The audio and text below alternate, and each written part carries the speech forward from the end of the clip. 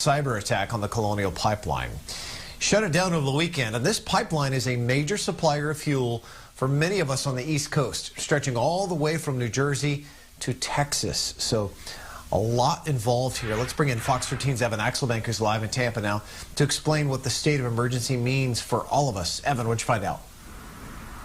Well, of course, the word emergency is a big, meaningful word, but in this case, it just means that the governor is trying to help trucks move supplies of fuel throughout the state of Florida more easily. Here's what his state of emergency does. It removes limits on weight for tanker trucks. It also removes requirements that they only travel at certain times during the day, so weights and time. This order is going to have a big impact on the Panhandle because much of their gas supply comes from Georgia, which is served by the Colonial Pipeline. The goal is to get trucks moving into that part of the state right away, where between a third and a half of gas stations are out of gas. Supplies are also being moved from Jacksonville to the Panhandle, and tanker trucks need to be able to move up the east coast of Florida to reinforce the Jacksonville area. Thankfully, much of the gas in our part of the state comes from refiners in the Gulf, which have not been impacted by the shutdown.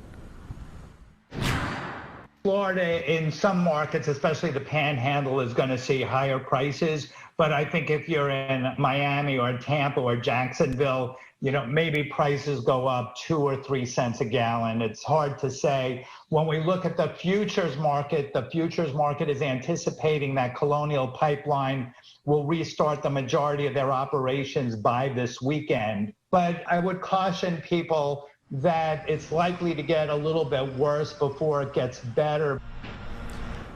That's because he does not expect Colonial Pipeline to make a decision on reopening at least until tomorrow. He says prices have already gone up in the mid-Atlantic and parts of the Southeast by 6 to 8 cents a gallon, especially because moving gas by truck for long distances, of course, costs much more money. The governor's order also makes a point of saying that price gouging is illegal. We are accustomed to the Attorney General also reminding people that it is not okay to charge more money, in this case for gas, because times are tough. Guys, back to you. Sure.